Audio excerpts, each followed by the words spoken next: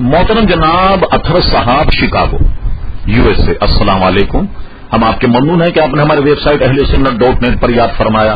آپ کے 2 سوال ہمیں موصول جواب حاضر. آپ نے پوچھا کہ میرا دوست بد مذہب ہو گیا، برائے کرم درج ذیل سوالات کے جوابات دیں تاکہ میں اس کی تسلی کر سکوں. پہلا سوال آپ کا یہ کہ اس نے مجھ سے سوال کیا کہ آپ حضرات حضور صلی اللہ تعالی علیہ وسلم کی اس قدر تعظیم کیوں کرتے ہیں کہ جیسے کہ وہ خدا ہوں. معاذ اللہ مجھے بتائیے کہ حضور علیہ السلام کی کیا تعظیم اور توقیر کرنے سے یہ بات سامنے آتی ہے کہ ہم انہیں خدا سمجھتے ہیں؟ حالانکہ کوئی انسان بھی ایسا نہیں سمجھتا، کوئی مسلمان بھی ایسا نہیں سمجھتا کہ نبی کریم صلی اللہ تعالی علیہ وسلم خدا. یہ تو ایک بہتان عظیم کہ جو ہم اہل سنت و جماعت پر لگایا جاتا ہے. مجھے بتائیے کہ کیا ہم نماز میں حضور صلی اللہ تعالی علیہ وسلم کے لیے نہیں پڑھتے کہ التحیات للہ والصلوات والطیبات، السلام علیک ایھا النبی ورحمۃ اللہ وبرکاتہ، السلام علینا وعلی عباد اللہ الصالحین، اشہد ان لا الہ الا اللہ واشہد ان محمدا عبدہ ورسولہ. کیا ہم حضور کو عبد نہیں کہتے؟ ہر مسلمان عبد کہہ کر حضور صلی اللہ تعالی علیہ وسلم پر درود شریف بھیجتا ہے التحیات میں. تو یہ کہنا کہ ہم خدا مانتے ہیں یہ اس کا بہتان عظیم ہے. اب آئیے کہ ہم حضور کی توقیر و تعظیم کیوں کرتے ہیں؟ خود قرآن مجید فرقان حمید تعزروہ و توقروہ کا لفظ استعمال کیے کہ تم ان کی عزت کرو اور ان کی توقیر کرو. خود قرآن کا حکم ہے. اب آئیے حضور علیہ الصلوۃ والسلام سے ادب سے متعلق ہم کوئی حدیث نہیں بلکہ قرآن مجید فرقان حمید سے آپ کو بیان کرتے. ہوا یہ کہ حضور علیہ الصلوۃ والسلام کی خدمت میں کچھ لوگ آئے، بلکہ شروع سے سننے تو میرا خیر اور زیادہ فائدہ مند ہوگا. حضور علیہ الصلوۃ والسلام جس محفل میں جلوہ گر ہوتے وہاں صحابہ کرام علیہم الرضوان جب بیٹھتے تو کبھی کبھی شاذ اور نادراً ایسا ہوتا کہ مخاطب کی آواز حضور صلی اللہ علیہ وسلم کی آواز پر کچھ تجاوز کر جاتی. تو دیکھیے اللہ تبارک و تعالی نے قرآن مجید فرقان حمید میں ارشاد فرمایا، یا ایھا الذین آمنوا لا ترفعوا اصواتکم فوق صوت النبی ولا تجهروا له بالقول كجهر بعضکم لبعض ان تحبط اعمالکم وانتم لا تشعرون. فرمایا اے لوگوں تم ہمارے نبی صلی اللہ تعالی علیہ وسلم جب گفتگو کرو تو خبردار اپنی آوازوں کو پست رکھنا. کہیں تم نے ایسی گفتگو کی جیسے کہ بعض بات سے کرتا ہے، یعنی جیسے ہم کسی سے گفتگو کریں تو کبھی ہماری آواز سامنے والے کی آواز پر سبقت لے جاتی. اگر ایسا ہوا کہ تمہاری آواز ہمارے نبی صلی اللہ علیہ وسلم سبقت لے گئی، ان تحبط اعمالکم تمہارے سارے اعمال اکارت چلے جائیں گے اور تمہیں پتہ بھی نہیں لگے گا. دیکھیے قرآن مجید فرقان حمید کی یہ آیت. اس کے بعد یہ ہوا کہ جب یہ آیت نازل ہوئی تو صحابہ کرام علیہم الرضوان حضور کی خدمت میں جب آتے تو اتنا دھیما اتنا آہستہ کلام کرتے کہ حضور کو بار بار پوچھنا پڑتا کہ کیا کہہ رہے.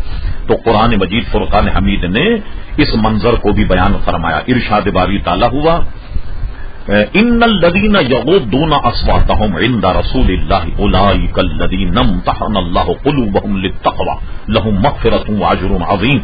اور اے میرے محبوب صلی اللہ علیہ وسلم وہ لوگ جو تیرے پاس آتے ہیں تو اپنی آوازوں کو پست رکھتے ہیں، یہ وہ لوگ ہیں کہ جن کے دلوں کو اللہ تبارک و تعالی نے تقوی اور پرہیزگاری کے لیے چن لیا ہے.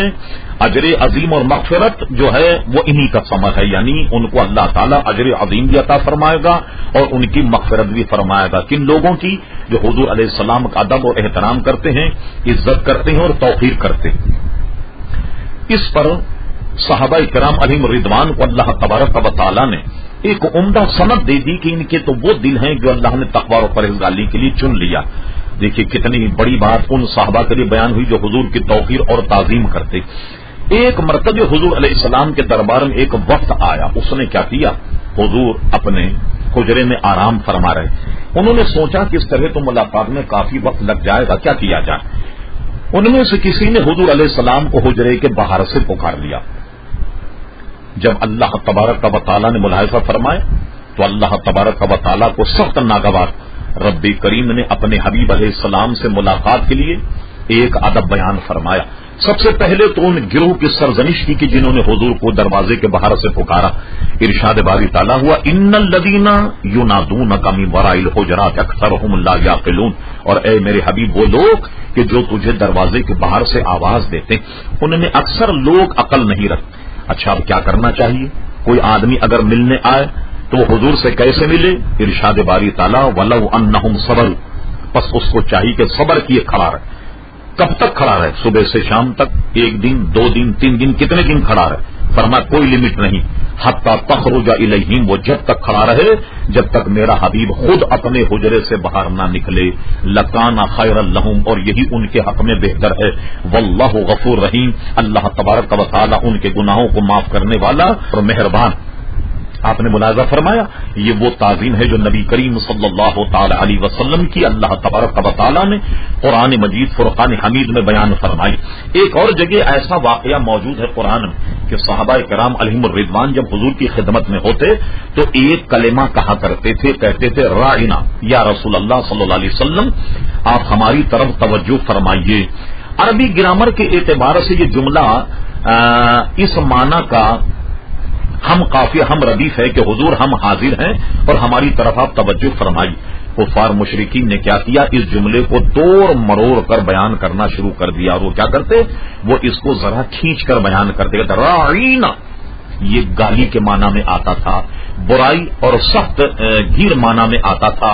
رب کریم نے قرآن مجید فرقان حمید میں اس کو یوں ارشاد فرمایا. صحابہ کرام علیہم رضوان کی جماعت فرما لا تقولوا راعنا. اور دیکھو آئندہ جب تم ہمارے حبیب کے سامنے جاؤ کوئی شخص بھی رائنا نہیں کہے گا. میرے مولا کیا کہا؟ قولوا انظرنا. فرما جب تم جاؤ تو رائنا کہنا چھوڑ دو اور یہ کہا کرو یا رسول اللہ قولوا انظرنا، یا رسول اللہ ہم پر آپ نظر کرم فرمائیے. تو آپ نے دیکھا کہ جس کلمے میں ذرے سے ایک زیر کو شامل کرنے سے معنی بدل جائے تو فرما دیا لا تقولوا رائنا اور فرما قولوا انظرنا، تم ہماری طرف آپ توجہ فرمائیے. بتائیے آداب کیا ہم اپنے گھر سے بیان کر رہے ہیں؟ کیا اہل سنت جماعت اپنے گھر سے گھر کر کے لا رہے ہیں؟ یہ قرآن مجید فرقان حمید ہے، جو نہ مانے تو ظاہر و دائرے اسلام سے خارج ہو جائے گا. آپ اس کا سورہ حجرات جو میں نے آیتیں پڑھی سورہ حجرات کا مطالعہ کیجیے اور اس کی تفسیر آپ پڑھیں گے تو اور بھی بہت ساری چیزیں آپ پر منکشف ہو جائیں. دوسرا مسئلہ آپ نے یہ پوچھا کہ اس نے مجھ سے دوسرا سوال یہ کیا کہ آپ اپنی دعاؤں میں حضور غوث اعظم اور دیگر اولیاء کرام کا ذکر کیوں کرتے ہیں؟